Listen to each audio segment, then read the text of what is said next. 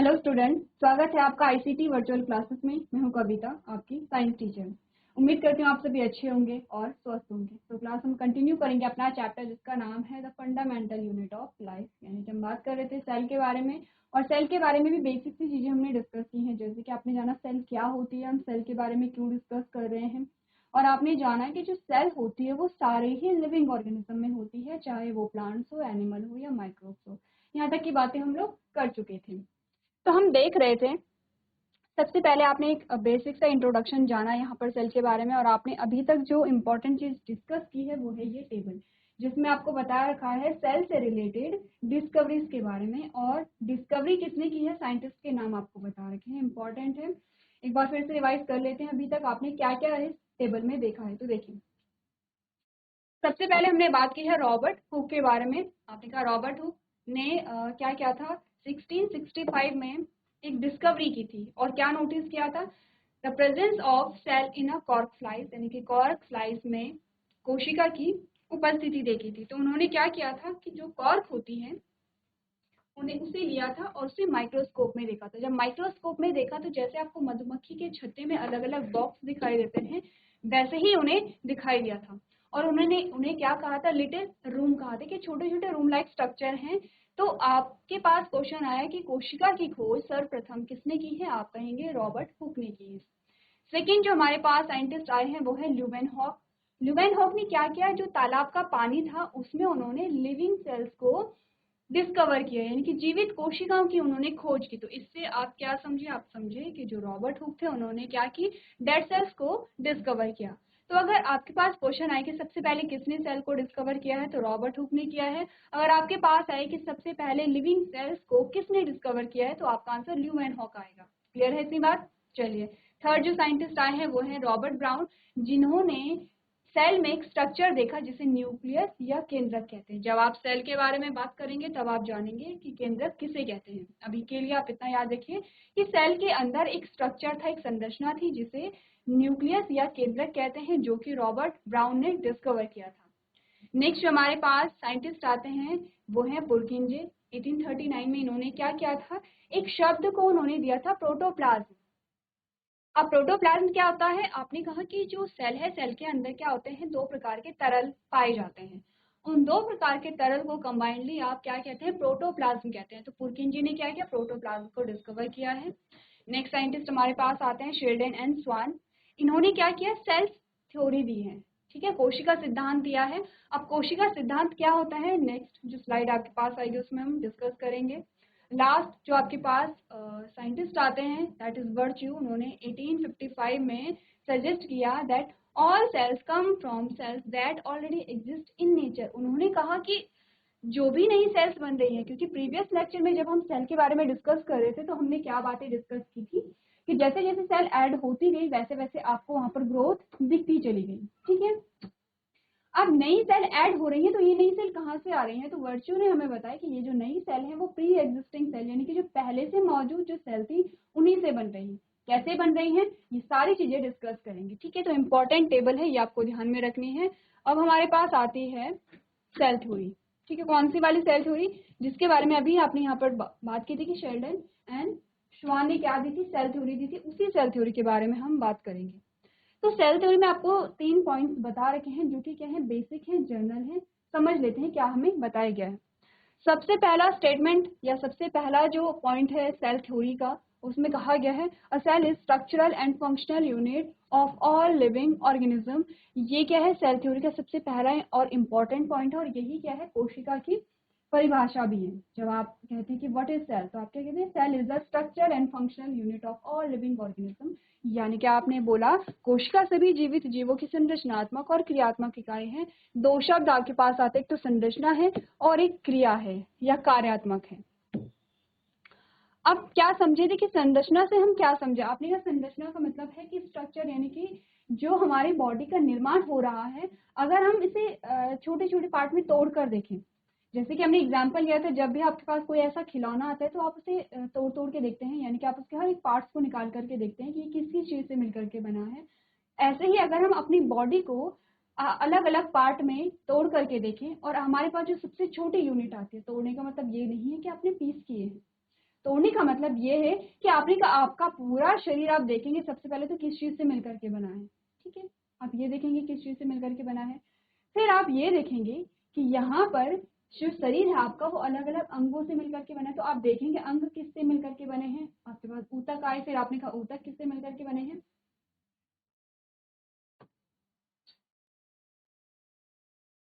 तो आपने कहा ऊतक किस चीज से मिलकर के बने हैं, आपके पास सेल आई है। तो इस प्रकार से हमने जाना कि सेल क्या है, आपकी स्ट्रक्चरल यूनिट है। कैसे, अभी नेक्स्ट स्लाइड में और अच्छे से समझेंगे।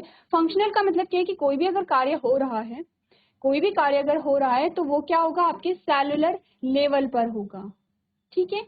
जैसे कि आप आगे जब पढ़ते हैं रेस्पिरेशन, श्वसन के बारे में जब हम बात करते हैं, तो आपने कहा कि एक श्वसन तो आप क्या देख रहे हैं कि आपने इनहेल किया, आपने अंतर श्वसन किया, आपने बाह्य श्वसन किया, ठीक है।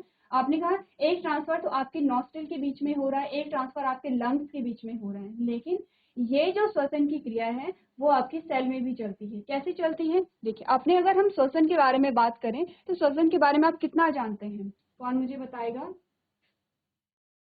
जीआई से रिखणी खाल, आपको आवाज आ रही है, हैंड रेज कीजिए अगर आपको आवाज आ रही है, ठीक है। एक बार माइक लीजिए, बताइए कौन सी क्लास के बच्चे हैं आप लोग।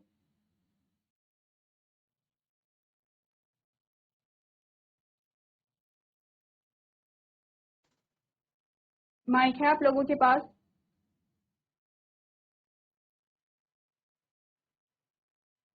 चलिए तो यहाँ पर ध्यान दीजिए, हमने बोला अगर हम श्वसन के बारे में बात करें, कैसे करते हैं आप लोग श्वसन। आपने सांस ली और आपने सांस छोड़ी, तो सिंपल सी बात यह है, जब हम छोटे थे तब हम यही कहते थे, ठीक है। तो हम क्या कहते हैं, आपने ऑक्सीजन को क्या किया, इनहेल किया, ऑक्सीजन आपने ग्रहण की और आपने CO2 को बाहर छोड़ा, यही क्रिया होती है, एक सिंपल सी बात है। अब हमने कहा अगर आप देखें आपके पास जो श्वसन तंत्र आता है,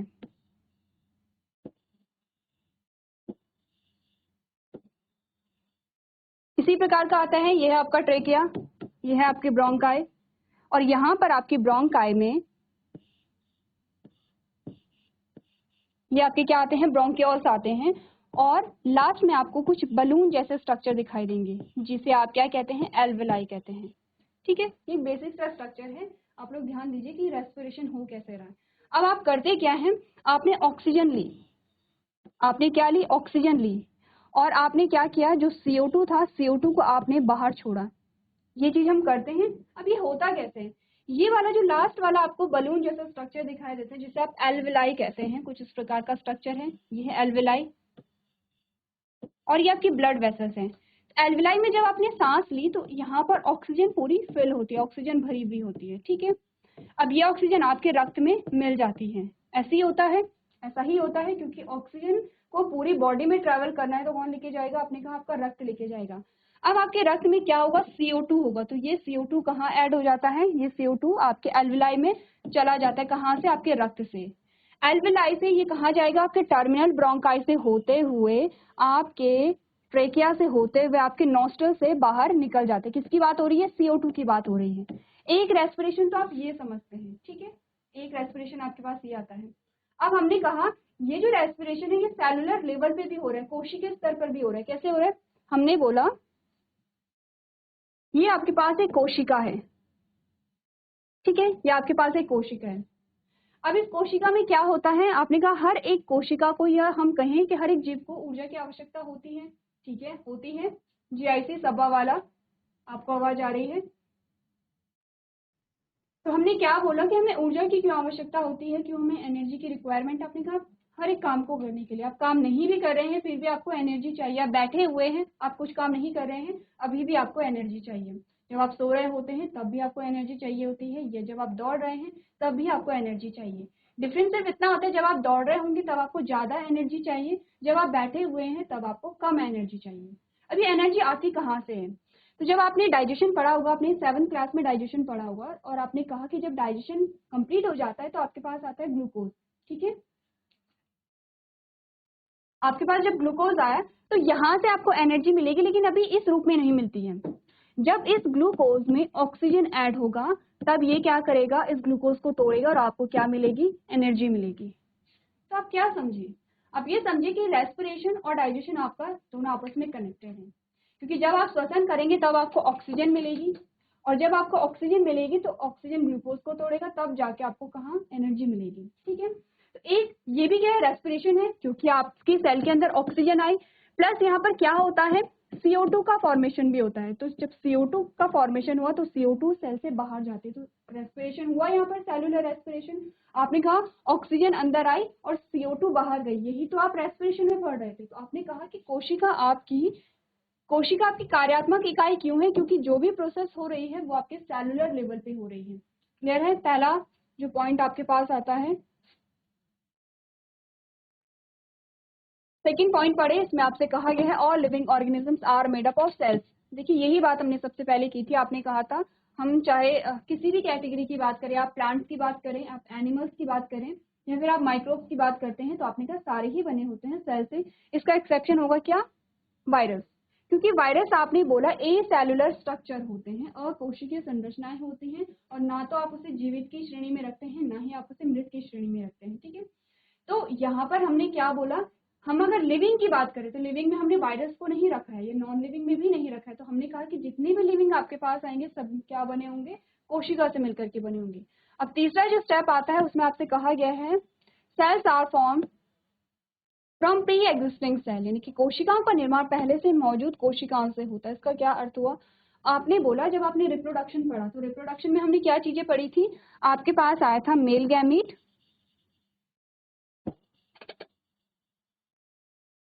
और फीमेल गैमेट। ठीक है, अब यदि किसी बच्चे को ये नहीं पता है कि नर युग्मक और मादा युग्मक क्या होते हैं, तो अभी के लिए ये समझिए कि ये क्या होती हैं, अगुणित कोशिकाएं होती हैं। अगुणित कोशिकाओं का मतलब होता है नंबर ऑफ क्रोमोसोम n है, नंबर ऑफ क्रोमोसोम का मतलब होता है हैप्लॉइड है, हैप्लॉइड का मतलब होता है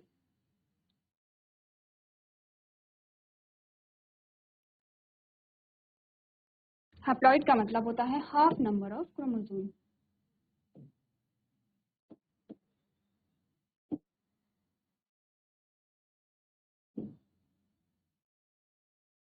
ठीक है, क्या समझे आप? आपने बोला पहले तो आपने रिप्रोडक्शन पढ़ा है, आप गैमीट का मतलब समझते हैं। आपने कहा गैमीट क्या होते हैं, अगुणित कोशिकाएं होती हैं, हैप्लॉइड सेल्स होती हैं।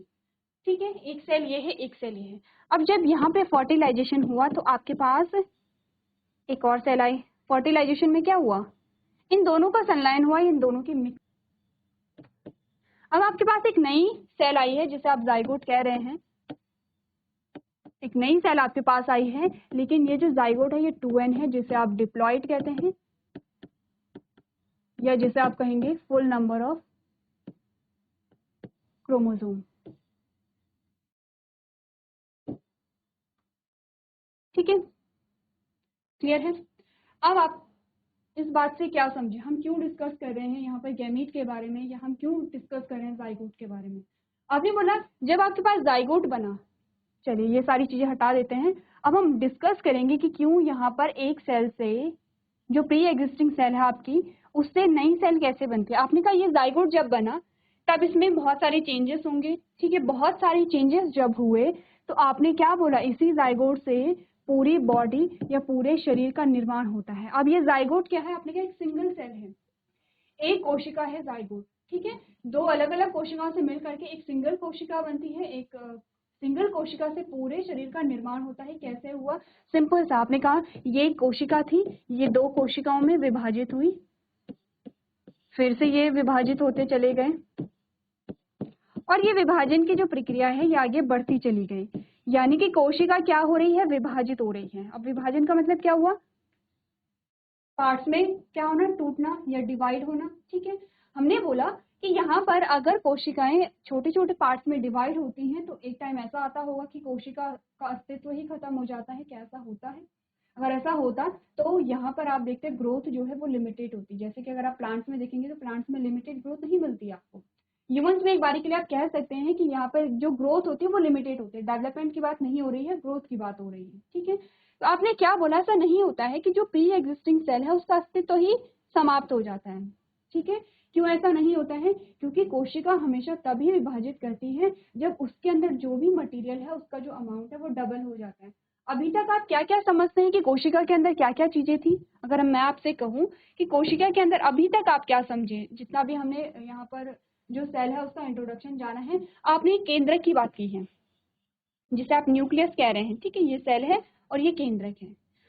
अभी तक आपने सिर्फ इन्हीं की बात की है, इसके अलावा आपने बात की है किसकी? कोशिका के द्रव की। आपने कहा है एक प्रकार का द्रव यहाँ पर होता है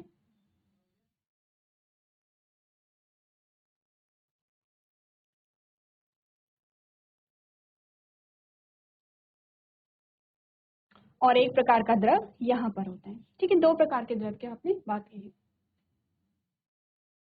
अब आपने बोला ये जो दोनों द्रव हैं, जिसे आपने क्या कहा था? प्रोटोप्लाज्म कहा था। इसके अलावा आपने क्या बोला कि जो आपकी कोशिका के अंदर जो न्यूक्लियस है, यहाँ पर आपके क्या होते हैं? जेनेटिक मटेरियल होते हैं। तो आपने कहा कोशिका के अंदर जो भी सामग्री है, जो भी चीजें आपको मिल रही हैं, उसका अमाउंट जब तक डबल नहीं हो जाता है तब तक कोशिका विभाजित नहीं करेगी।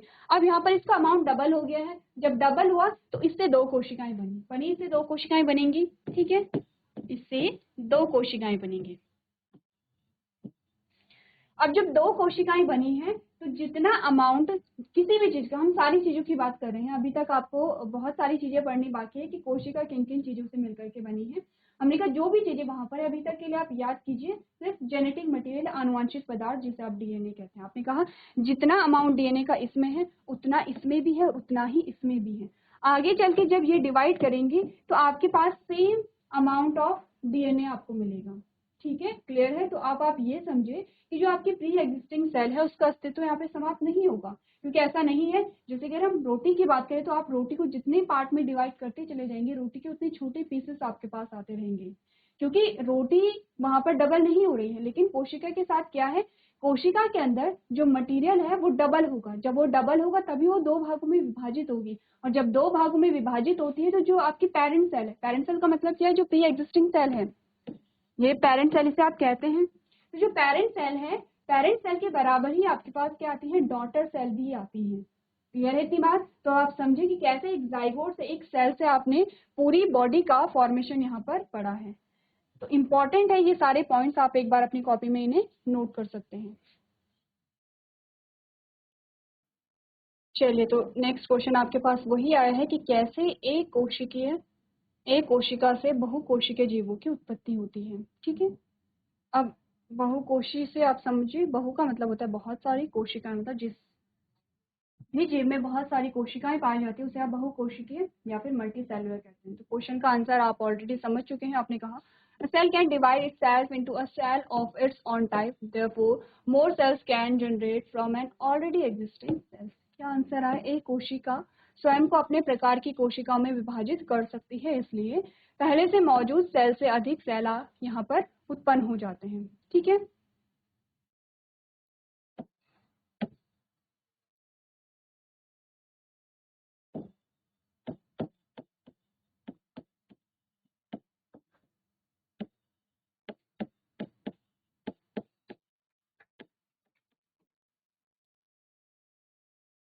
अब यहाँ पर आपको एक फ्लो चार्ट दिखाया गया है, ठीक है, एक सीक्वेंस आपको दिखाया गया है। सीक्वेंस में आपको बताया गया है कि यहाँ पर अलग अलग स्टेप कैसे आते हैं। एक सेल से एक बॉडी का जब फॉर्मेशन होता है तो कौन कौन से आपके पास पार्ट्स आते हैं। सबसे पहले आपको सेल्स के बारे में बताया गया है, ये है कोशिकाएं।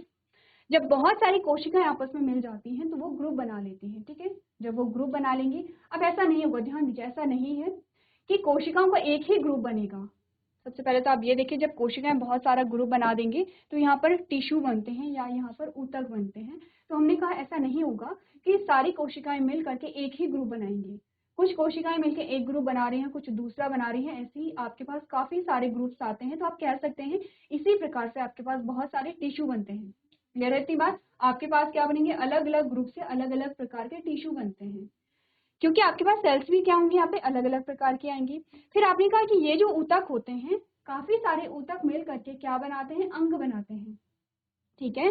काफी सारे ऊतक मिल करके अंग बनाते हैं। अब क्या हुआ कि एक जैसे ऊतक मिल करके यहाँ पर एक अंग का निर्माण करेंगे। क्लियर है इतनी बात? उसके बाद जब आप अंग की बात करते हैं तो बहुत सारे अंग मिलकर ऑर्गन सिस्टम बनाते हैं, यानी कि अंग तंत्र बनाते हैं, और बहुत सारे अंग तंत्र मिलाकर के पूरी बॉडी का फॉर्मेशन करते हैं। अब एग्जाम्पल आपको दिया गया है यहाँ पर इमेजेस में। आपने कहा सेल से क्या बने? टिश्यू बने। टिश्यू से क्या बना? एक ऑर्गन बना, जो कि आपको हार्ट के रूप में यहाँ पर दिखाया गया है। आपने कहा जब हार्ट यहाँ पर आया तो ऐसे ही यहाँ पर और ऑर्गन ने मिल करके क्या बनाया है? ऑर्गन सिस्टम बना है। जैसे कि आप सर्कुलेटरी सिस्टम के बारे में जब आप बात करते हैं तब आप देखते हैं वहां पर हार्ट भी इंक्लूड होगा, वहां पर ब्लड भी इंक्लूड होगा, ब्लड वेसल्स भी इंक्लूड होंगी। क्लियर है इतनी बात? और इसी प्रकार से बहुत सारे ऑर्गन सिस्टम मिला करके आपकी क्या बनाते हैं? पूरी बॉडी का निर्माण करते हैं। तो कैसे आपने सीक्वेंस को समझा? कोशिका, और कोशिका को मिलकर के क्या बने? ऊतक, ऊतक को मिलकर के क्या बने? अंग बने, अंग से क्या बने? अंग तंत्र बने, और अंग तंत्र से पूरे शरीर का निर्माण हुआ। ये सीक्वेंस आपको ध्यान में रखना है, और ऐसे ही आप अपनी स्टडी भी करेंगे।